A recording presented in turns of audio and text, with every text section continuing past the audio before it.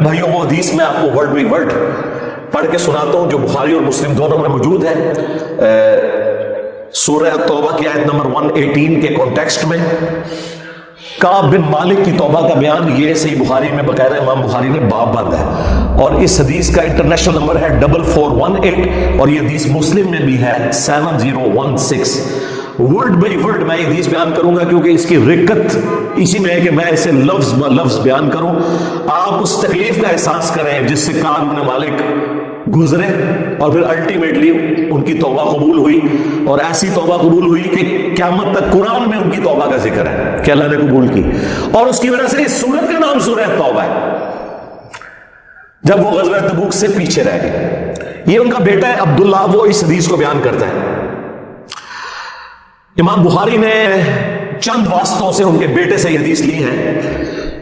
وہ عبداللہ اور اس بیٹے کا ذکر امام بخاری نے کیا کہ جب کعب رضی اللہ تعالیٰ عنہ نابینا ہو گئے تو ان کے بیٹوں میں سے عبداللہ ہی تھا جو ان کو راستے میں پکڑ کر چلایا کرتا تھا, مسجد تک لے جاتا تھا. وہ عبداللہ بیان کرتا ہے کہ میں نے اپنے والد کعب بن مالک سے ان کے غزوہ تبوک میں شریک نہ ہو سکنے کا واقعہ سنا, تو انہوں نے بتایا کہ غزوہ تبوک کے سوا اور کسی غزوہ میں ایسا نہیں ہوا تھا کہ میں رسول اللہ کے ساتھ شریک نہ ہوا ہوں. البتہ غزوہ بدر میں بھی میں شریک نہ ہو سکا, لیکن جو لوگ غزوہ بدر میں شریک نہیں ہو سکے ان کے متعلق آپ صلی اللہ علیہ وآلہ وسلم نے کسی قسم کی ناراضگی کا اظہار نہیں فرمایا تھا, کیونکہ وہ آپشنل تھا. وہ اب ذکر بھی آ رہا ہے کیونکہ آپ صلی اللہ علیہ وآلہ وسلم اس موقع پر صرف قریش کے قافلے کی تلاش میں نکلے تھے, لیکن راستے میں اللہ تعالیٰ کے حکم سے اسی پہلی تیاری کے باوجود اللہ تعالیٰ نے ان کو دشمنوں کے ساتھ ٹکروا دیا. وہ موزانہ طور پہ ہوا تھا کیونکہ وہ بدر کے لیے نکلے, ورنہ تو یہ بھی ساتھ شامل ہوتے. میں لیلہ عقبہ میں رسول اللہ کی خدمت میں حاضر ہوا تھا, یعنی وہ مدینہ کے لیے جو ہجرت کے لیے جن چند ساتھیوں نے انصار مدینہ نے راہ ہموار کی تھی ان میں یہ شامل تھے, جو نبی الاسلام کی زندگی کا ایک ٹرننگ پوائنٹ تھا, ایک آلٹرنیٹو بیس مل گیا. تو کہتے ہیں میں اس رات موجود تھا. یہ وہی رات ہے جس میں ہم نے مکہ میں اسلام کے لیے عہد کیا تھا, اور مجھے تو یہ غزوہ بدر سے بھی زیادہ عزیز ہے. اگرچہ بدر کا لوگوں کی زبانوں پر چرچا زیادہ ہے, میرا واقعہ یہ ہے کہ میں اپنی زندگی میں کبھی اتنا قوی اور اتنا صاحب مال نہیں ہوا تھا جتنا غزوہ تبوک کے موقع پر, جبکہ میں آپ صلی اللہ علیہ وآلہ وسلم کے ساتھ تبوک کے غزوے میں شریک نہ ہو سکا. خدا کی قسم اس سے پہلے کبھی میرے پاس 2 اونٹ بھی جمع نہیں ہوئے تھے, لیکن اس موقع پر میرے پاس 2 اونٹ تھے. آپ صلی اللہ علیہ وآلہ وسلم جب کسی غزوے کے لیے تشریف لے جاتے تو آپ ذو معنی الفاظ استعمال کیا کرتے تھے, یعنی کوڈ ورڈز جن کے 2 معنی بنتے ہیں. وہ بخاری مسلم میں ہے کہ نبی الاسلام کہتے تھے کل ہم مشرق کی طرف جائیں گے, اور صحابہ کہتے ہیں ہم سمجھتے تھے کہ ہم نے مغرب کی طرف جانا ہے تاکہ جو منافقین ہیں وہ ہماری خبر لیک نہ کر سکیں. لیکن غزوہ تبوک وہ موقع تھا کہ گرمی بڑی سخت تھی, سفر بہت لمبا تھا, ریگستانی سفر تھا, اور دشمن کی فوج بھی کثرت سے تھی. رومن امپائر 700 کلومیٹر ریگستانی سے, تمام مشکلات سامنے تھی. اس لیے آپ صلی اللہ علیہ وآلہ وسلم نے مسلمانوں سے اس غزوے کے متعلق بہت تفصیل کے ساتھ بتا دیا تھا. یعنی یہ ظاہر ایک مشکل وقت تھا تو حضور نے کھول کے بیان کیا کہ بھائی ادھر ہی جا رہے ہیں. یعنی مطلب یہ ہے کہ جو یہ نعرے لگاتے ہیں کہ غلامی رسول میں موت بھی قبول ہے اور ٹکٹ کٹا لیں اپنا, تاکہ اس کے مطابق پوری طرح تیاری کر لیں. چنانچہ آپ صلی اللہ علیہ وآلہ وسلم نے اس کی سمت بھی نشاندہی کر دی جدھر سے آپ کے جانے کا ارادہ تھا. مسلمان بھی آپ علیہ السلام کے ساتھ بہت زیادہ تھے, اتنے کہ کسی رجسٹر میں سب کے ناموں کا لکھنا بہت مشکل تھا. کعب کہتے ہیں کہ کوئی بھی شخص اگر اس غزوے میں شریک نہ ہونا چاہتا تو وہ خیال کر سکتا تھا کہ اس کی غیر حاضری کا کسی کو پتہ نہیں چلے گا سوائے اس کے کہ اس کے متعلق وہی نازل ہو. تو حضرت کعب کا کیا عقیدہ تھا کہ نبی علیہ السلام ان کے صحابہ کے پاس علم غیب نہیں تھا جب تک کہ اللہ تعالیٰ وحی کے ذریعے نہ بتا دے. تو باب الشاہی کوئی نہیں, ہاں ایسے میں بولا کہ نہ بولا, میرے نبی سا ہے ہی کوئی نہیں, تیرے باب الشاہی کوئی نہیں. اور یہ عقیدہ صحابہ کا کہ علم غیب یہ ہے کہ اللہ بتائے. آپ صلی اللہ علیہ وآلہ وسلم جب اس غزوے کے لیے تشریف لے جا رہے تھے تو پھل پکنے کا زمانہ تھا اور سایہ میں بیٹھ کر لوگ آرام کرتے تھے. اچھا دیکھیں اللہ کی نمائش کہ پھل پک کے تیار ہو جائے تو آپ نے ٹائم نہیں اتارنا ہے, اگر آپ نے نہیں اتارا تو آپ کی پورے سال کی اکانومی اس سے وابستہ ہے. اللہ نے عین اس ٹائم پہ آزما لیا کہ ٹھیک ہے اب تم نبی کے ساتھ جاؤ.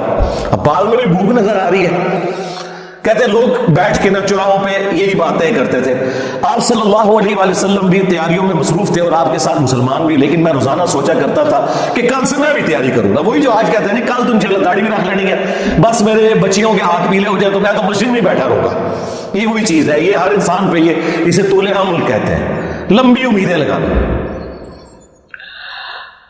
میں روزانہ اسے ٹالتا رہا, مجھے اس کا یقین تھا کہ میں تیاری کر لوں گا, مجھے آسانیاں میسر تھی. یوں ہی وقت گزرتا رہا اور آخر لوگوں نے اپنی تیاریاں بھی مکمل کر لی اور آپ صلی اللہ علیہ وآلہ وسلم مسلمانوں کو ساتھ لے کر روانہ بھی ہو گئے.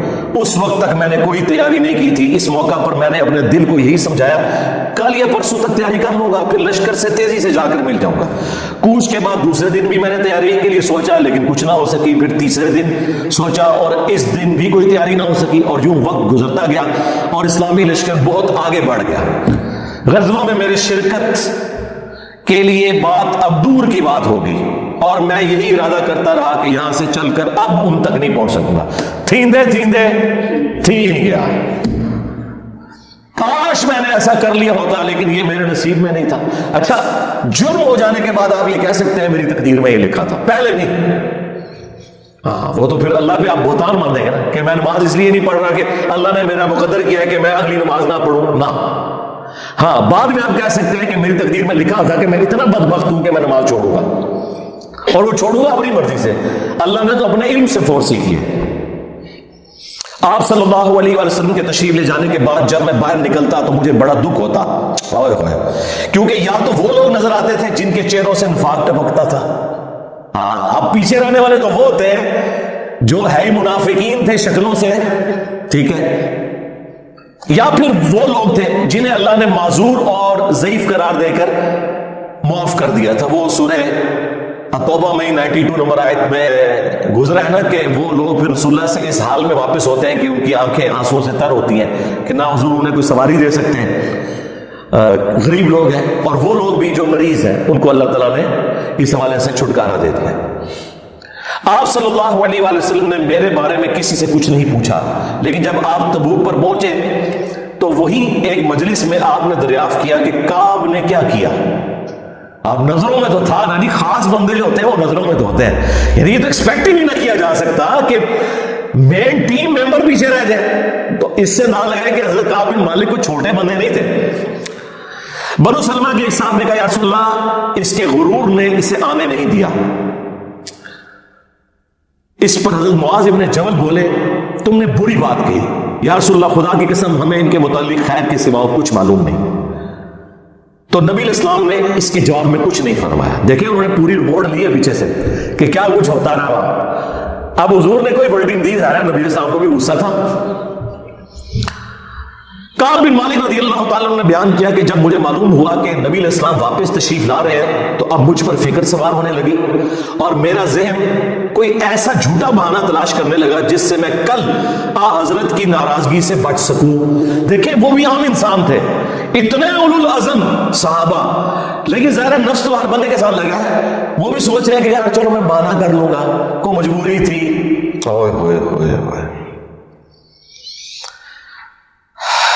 اپنے گھر کے ہر عقل مند آدمی سے اس کے متعلق میں نے مشورہ بھی کی, لیکن جب مجھے معلوم ہوا کہ نبی علیہ السلام مدینے سے بالکل قریب آ چکے ہیں تو غلط خیالات میرے ذہن سے بالکل نکل گئے اور مجھے یقین ہو گیا کہ اس معاملے میں جھوٹ بول کر اپنے آپ کو کسی طرح محفوظ نہیں کر سکتا.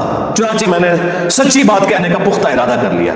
صبح کے وقت حضرت جب تشریف لائے تو آپ صلی اللہ علیہ وآلہ وسلم جب کسی سفر سے واپس آتے تھے تو آپ کی مبارک عادت تھی کہ پہلے مسجد میں تشریف لے جا کر 2 رکعت نوافل پڑھتے, پھر لوگوں کے ساتھ مجلس میں بیٹھتے.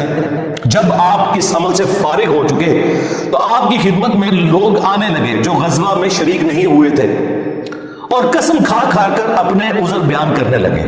اور ایسے لوگوں کی تعداد 80 کے قریب تھی, یعنی 80 لوگ ایسے تھے جو جھوٹے بہانے لگا رہے تھے. آپ صلی اللہ علیہ وآلہ وسلم نے ان کے ظاہر کو قبول فرما لیا اور ان سے دوبارہ سے عہد بھی لے لیا, ان کے لیے دعائے مغفرت بھی کی. دیکھو جی, آپ لوگ تو کہتے ہیں کہ بزرگ دعا کرتے ہیں, حضور نے بھی دعائے مغفرت کر دی ہے, لیکن اللہ نے کراس پھیر دیا ہے. ہاں, یہ ذہن میں رکھیں. آپ نے بہانہ بھی قبول کر لیا, دوبارہ سے بیعت بھی کر لی, چلو تجدید عہد بھی ہو گیا جی, اگر بیعت ٹوٹ گئی تو دوبارہ ہو گئی, اور دعا بھی کر دی. اور ان کے باطن کو اللہ کے سپرد کر دیا. کیا بات ہے جی, یہ میرے نبی کا ہی ذکر ہے جی. شکلوں سے بھی پہچان لیا ہے, صحابہ اگر پہچان رہے ہیں, کا باطن کا معاملہ اللہ جانے, اس کے بندے جانے. اس کے بعد میں حاضر ہوا, میں نے سلام کیا تو آپ نے السلام مسکرائے. آپ کی مسکراہٹ میں ناراضگی تھی. آپ نے فرمایا آؤ. میں چند قدم چل کر آپ کے سامنے بیٹھ گیا. آپ نے مجھ سے دریافت کیا کہ تم غزوہ میں کیوں شریک نہیں ہوئے, کیا تم نے کوئی سواری نہیں خریدی تھی؟ میں نے عرض کیا میرے پاس سواری موجود تھی. اللہ کی قسم اگر میں آپ کے سوا کسی دنیا دار شخص کے سامنے آج بیٹھا ہوتا تو کوئی نہ کوئی بہانہ کر لیتا اور اس کی ناراضگی سے بچ جاتا. مجھے خوبصورتی کے ساتھ گفتگو کا سلیقہ بھی معلوم ہے, لیکن اللہ کی قسم مجھے یقین ہے کہ اگر آج میں آپ کے سامنے کوئی جھوٹا بہانہ کر بھی دوں اور آپ راضی بھی ہو جائیں تو بہت جلد اللہ تعالیٰ آپ کو مجھ سے ناراض کر دے گا. کیونکہ میں بظاہر تو بہانہ کروں گا, لیکن اللہ تو وہی کے ذریعے آپ کو بتا دے گا یہ جھوٹ بول رہا ہے. اس کی بجائے اگر میں آپ سے سچی بات کروں تو یقیناً آپ کو میری طرف سے ناراضگی تو ہوگی, لیکن اللہ سے مجھے امید ہے کہ وہ مجھے معاف کر دے گا. خدا کی قسم مجھے کوئی عذر نہیں تھا. اللہ کی قسم اس وقت سے پہلے میں کبھی اتنا آسودہ حال نہیں تھا, اور پھر بھی میں آپ کے ساتھ شریک نہ ہو سکا. نبی علیہ السلام نے فرمایا کہ اس نے سچی بات بتا دی. اچھا اب جاؤ یہاں تک کہ اللہ تمہارے بارے میں خود ہی کوئی فیصلہ کرے. میں اٹھ گیا اور میرے پیچھے بنو سلمہ کے کچھ لوگ بھی دوڑے آئے اور مجھ سے کہنے لگے اللہ کی قسم ہمیں تمہارے متعلق یہ معلوم نہیں تھا کہ اس سے پہلے تم نے کوئی گناہ کیا ہو, تم نے تو بڑی غلطی کی. آپ علیہ السلام کے سامنے ویسے ہی کوئی بہانہ کر دیتے جیسا کہ دوسرے لوگوں نے کیا.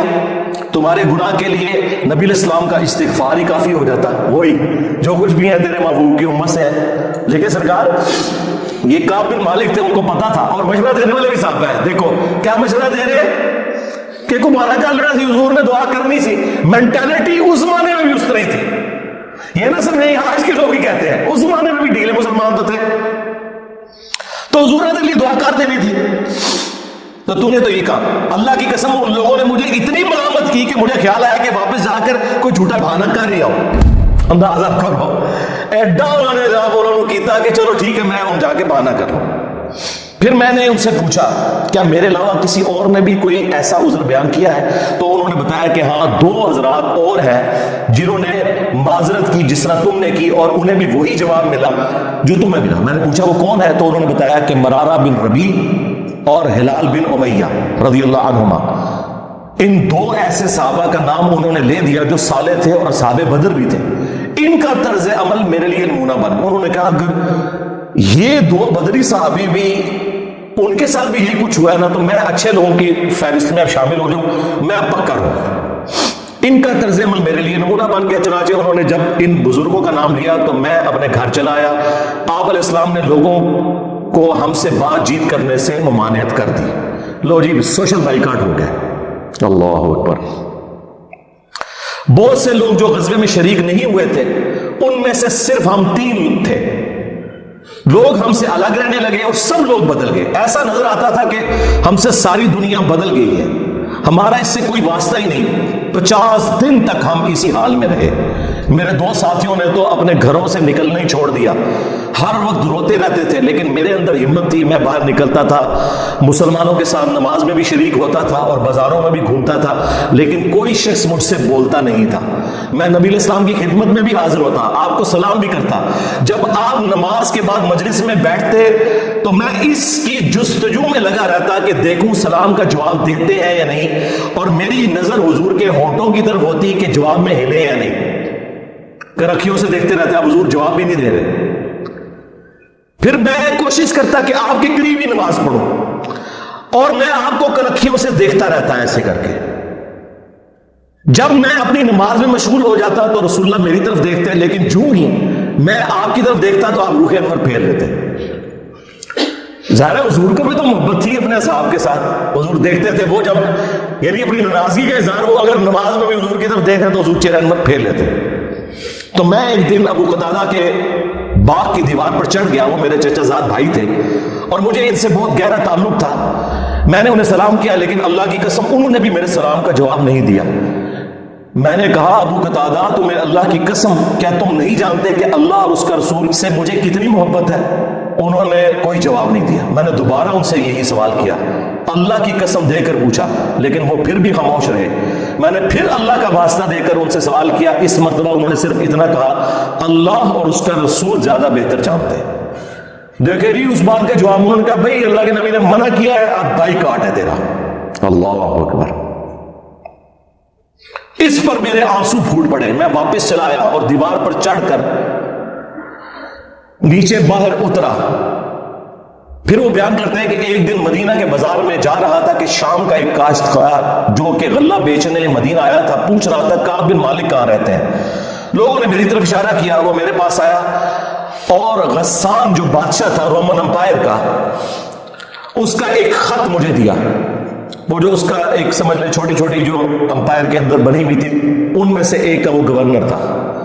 اس خط میں لکھا تھا کہ مجھے معلوم ہوا ہے کہ تمہارے صاحب یعنی رسول اللہ صلی اللہ علیہ وآلہ وسلم نے تمہارے ساتھ زیادتی کی ہے, نعوذ باللہ. اللہ نے تمہیں کوئی ذلیل ہونے کے لیے پیدا تو نہیں کیا کہ تمہارا حق ضائع کیا جائے. تم ہمارے پاس آ جاؤ, ہم تمہارے ساتھ بہتر سلوک کریں گے. یعنی دشمن کی فوج کے ہیڈ کی طرف سے خط ہے.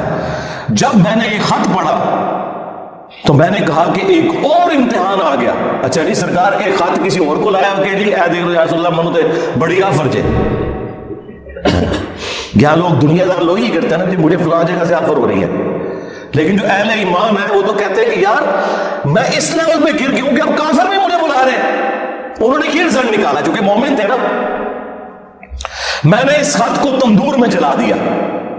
ان 50 دنوں میں سے جب 40 دن گزر گئے تو نبی الاسلام کا ایلچی میرے پاس آیا اور اس نے کہا کہ رسول اللہ نے حکم دیا ہے کہ اپنی بیوی کے قریب نہ جاؤ.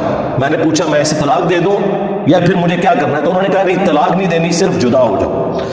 میرے دونوں ساتھیوں کو جنہوں نے میری طرح معذرت کی تھی یہی حکم ملا. میں نے اپنی بیوی سے کہا کہ اپنے میکے چلی جاؤ, اس وقت تک وہیں رہو جب تک کہ اللہ تعالیٰ اس معاملے کا کوئی فیصلہ نہ کرتے. کعب کہتے ہیں کہ حلال بن امیہ کی بیوی رسول اللہ کی خدمت میں حاضر ہوئی اور عرض کیا یا رسول اللہ وہ تو بہت بوڑھے اور کمزور ہیں, ان کے پاس کوئی خادم بھی نہیں, کیا اگر میں ان کی خدمت کر دیا کروں تو آپ ناپسند تو نہیں فرمائیں گے؟ بیوی دیکھو جی, بیوی خامدوں کو کچھ سمجھ نہیں رہی, رسول اللہ سے جا کے پوچھ رہی ہے صلی اللہ علیہ وسلم. تو نبی اسلام نے فرمایا صرف وہ تم سے صحبت نہ کریں. انہیں عرض کیا اللہ کی قسم وہ تو کسی چیز کے لیے حرکت ہی نہیں کر رہے. جب سے آپ ان سے ناراض ہوئے ہیں وہ دن اور آج کا دن ان کے آنسو تھمنے میں نہیں آتے. میرے گھر کے بعض لوگوں نے کہا کہ جس طرح حلال بن امیہ کی بیوی نے ان کے لیے اجازت لے لی تو آپ بھی جا کے اجازت لے لیں. اب دیکھیں لوگ مشورے دے رہے ہیں. میں نے کہا خدا کی قسم میں اس کے لیے رسول اللہ سے اجازت نہیں لوں گا. میں جوان ہوں, معلوم نہیں جب اجازت لینے جاؤں تو حضور کیا فرما دیں. ان کو یہ بھی خطرہ تھا کہ میں یہ جاؤں تو یہ نہ ہو کہ حضور اور ناراض ہو جائے, اگر کوئی چانس بھی ہے نا بچنے کے تو بھی ختم ہو جائے. دیکھیں نہیں کتنا گاڈ اورینٹڈ بندہ ہے جی, اللہ اکبر. اس طرح 10 دن اور گزر گئے. جب رسول اللہ صلی اللہ علیہ وآلہ وسلم نے ہمیں بات چیت کرنے کی ممانعت فرمائی تھی, اس کو 50 دن پورے ہو گئے. 50ویں رات کی صبح کو جب میں فجر کی نماز پڑھ چکا اور اپنے گھر کی چھت پر بیٹھا ہوا تھا, اس طرح جیسا کہ اللہ تعالیٰ نے ذکر کیا وہ ہم آیت پڑھ چکے ہیں, سورہ توبہ کی آیت نمبر 118, جس میں تھا نا کہ زمین وسعت کے باوجود تنگ ہو گئی اور ان کا دم گھٹنے والا تھا. میرا دم گھٹ رہا تھا, زمین اپنی تمام وسعتوں کے باوجود میرے لیے تنگ ہوتی جا رہی تھی. میں نے ایک پکارنے والے کی پکار سنی جو سلع کی پہاڑی پر چڑھ کر بلند آواز سے کہہ رہا تھا اے کعب بن مالک تمہیں بشارت ہو, اے کعب بن مالک تمہیں بشارت ہو. انہوں نے بیان کیا کہ یہ سنتے ہی میں سجدے میں گر پڑا اور مجھے یقین ہو گیا کہ اب اللہ کی طرف سے فراخی ہو جائے گی. فجر کی نماز کے بعد رسول اللہ صلی اللہ علیہ وآلہ وسلم نے اللہ کی بارگاہ میں ہماری توبہ کی قبولیت کا اعلان کر دیا. لوگ میرے پاس بشارت دینے کے لیے آنے لگے اور میرے 2 ساتھیوں کو بھی جا کر بشارت دی. ایک صاحب زبیر بن عوام اپنا گھوڑا دوڑاتے ہوئے آئے. ادھر قبیلہ اسلم کے ایک صحابی نے پہاڑی پر چڑھ کر آواز دی اور وہ آواز گھوڑے سے زیادہ تیز تھی. جن صحابی نے پہاڑی سے آواز دی تھی جب وہ میرے پاس بشارت دینے آئے تو میں نے اپنے دونوں کپڑے اتار کر بشارت کی خوشی میں انہیں دے دیے. اللہ کی قسم اس وقت ان 2 کپڑوں کے سوا دینے کے لیے میرے پاس اور کچھ نہ تھا. پھر میں نے ابو قتادہ سے 2 کپڑے ادھارے مانگے اور رسول اللہ کی خدمت میں حاضر ہوا. جوگ در جوگ لوگ مجھ سے ملاقات کرتے جا رہے تھے اور مجھے توبہ کی قبولیت پر بشارت دیتے جا رہے تھے. اللہ کی بارگاہ میں توبہ کی قبولیت مبارک ہو. کعب رضی اللہ تعالیٰ عنہ بیان کرتے ہیں کہ آخر میں مسجد میں داخل ہوا تو رسول اللہ صلی اللہ علیہ وآلہ وسلم تشریف رکھتے تھے. چاروں طرف صحابہ کا مجمع تھا. طلحہ بن عبید اللہ دوڑ کر میری طرف آئے اور مجھ سے مصافحہ کیا اور مبارکباد دی. اللہ کی قسم وہاں موجود مہاجرین میں سے کوئی شخص بھی میرے آنے پر کھڑا نہ ہوا. طلحہ رضی اللہ تعالیٰ عنہ کا یہ احسان میں کبھی نہیں بھولوں گا کہ انہوں نے کھڑے ہو کر میرا استقبال کیا. جب میں نے رسول اللہ کو سلام کیا تو آپ علیہ السلام کا چہرہ مبارک خوشی اور مسرت سے دمک اٹھا. اس مبارک دن کے لیے تمہیں بشارت ہو، اس مبارک دن کے لیے تمہیں بشارت ہو جو تمہاری عمر کا سب سے مبارک دن ہے. واقعی اس سے بڑی کوئی مبارک بات نہیں ہو سکتی کسی شخص کے لیے کہ اللہ تعالیٰ اس کی توبہ کی اناؤنسمنٹ کرتے اور پھر قیامت تک قرآن میں وہ آیات پڑھی جائیں.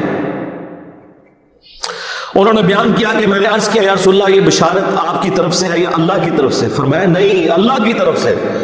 اور نبی علیہ السلام جب کسی بات پر خوش ہوتے تو چہرہ مبارک روشن ہو جاتا تھا، ایسے جیسے چاند کا ٹکڑا ہو. آپ کی مسرت ہم چہرہ مبارک سے سمجھ جاتے تھے. پھر جب میں آپ کے سامنے بیٹھ گیا تو عرض کیا یا رسول اللہ اپنی توبہ کی قبولیت کی خوشی میں اپنا مال اللہ اور اس کے رسول کی راہ میں صدقہ کر دوں؟ آپ نے فرمایا لیکن کچھ مال اپنے پاس رکھ لو، یہ زیادہ بہتر ہے. میں نے عرض کیا کہ پھر میں خیبر کا حصہ اپنے پاس رکھ لیتا ہوں. پھر میں نے عرض کیا یا رسول اللہ نے مجھے سچ بولنے کی وجہ سے نجات دی. اب میں اپنی توبہ کی قبولیت کی خوشی میں آپ سے یہ وعدہ کرتا ہوں کہ جب تک زندہ رہوں گا سچ کے سوا کوئی بات زبان پر نہیں لاؤں گا. بس اللہ کی قسم جب سے میں نے رسول اللہ کے سامنے یہ عہد کیا صلی اللہ علیہ وآلہ وسلم، میں کسی ایسے مسلمان کو نہیں جانتا کہ جسے اللہ نے سچ بولنے کی وجہ سے اتنا نوازا ہو جتنی نوازشات مجھ پر کی سچ بولنے کی وجہ سے. جب سے میں نے نبی علیہ السلام کے سامنے یہ عہد کیا پھر آج تک میں نے کبھی جھوٹ بولنے کا ارادہ بھی نہیں کیا. اور مجھے امید ہے کہ اللہ تعالیٰ باقی زندگی بھی مجھے اس سے محفوظ رکھے گا. اور اللہ نے اپنے رسول پر آیت نازل کی اور وہی آیت نمبر 118 اور 119 نمبر. یقیناً اللہ تعالیٰ نے نبی مہاجرین اور انصار کی توبہ قبول کی اور پھر وَكُونُوا مَعَ الصَّادِقِينَ تک. خدا کی قسم اللہ تعالیٰ کی طرف سے اسلام کے لیے ہدایت کے بعد میری نظر میں رسول اللہ کے سامنے سچ بولنے سے بڑھ کر اللہ کا مجھ پر کوئی اور انعام نہیں ہوا کہ میں نے جھوٹ نہیں بولا اور اس طرح اپنے آپ کو ہلاکت سے بچا لیا. جیسا کہ جھوٹ بولنے والے ہلاک ہوئے، نزول وحی کے زمانے میں جھوٹ بولنے والوں پر اللہ تعالیٰ نے اتنی شدید وعید فرمائی جتنی شدید وعید کسی اور کے لیے نہیں تھی. اور وہ سورہ التوبہ کی آیت نمبر 96 کا انہوں نے پھر یہاں پہ حوالہ دیا کہ عنقریب جب تم اے نبی واپس جاؤ گے تو یہ جھوٹے بہانے کریں گے اور اگر تم ان سے راضی بھی ہو جاؤ اللہ تعالیٰ ان سے راضی نہیں ہوگا. کعب کہتے ہیں کہ چنانچہ ہم 3 ان لوگوں کے معاملے سے جدا رہے جنہوں نے رسول اللہ کے سامنے جھوٹی قسمیں کھائی تھی اور آپ نے ان کی بات مان بھی لی تھی اور ان سے بیعت بھی لے لی اور ان کے لیے دعائے مغفرت بھی کی. ہمارا معاملہ رسول اللہ نے چھوڑ دیا اور اللہ نے خود اس کا فیصلہ کیا اور پھر اللہ تعالیٰ نے یہ آیت نازل کی جو ہم نے یہ پڑھی سورہ التوبہ کی آیت نمبر 118. وَعَلَى الثَّلَاثَةِ الَّذِينَ خُلِّفُوا حَتَّى إِذَا ضَاقَتْ عَلَيْهِمُ الْأَرْضُ بِمَا رَحُبَتْ وَضَاقَتْ عَلَيْهِمْ أَنفُسُهُمْ وَظَنُّوا أَن لَّا مَلْجَأَ مِنَ اللَّهِ إِلَّا إِلَيْهِ ثُمَّ تَابَ عَلَيْهِمْ لِيَتُوبُوا إِنَّ اللَّهَ هُوَ التَّوَّابُ الرَّحِيمُ.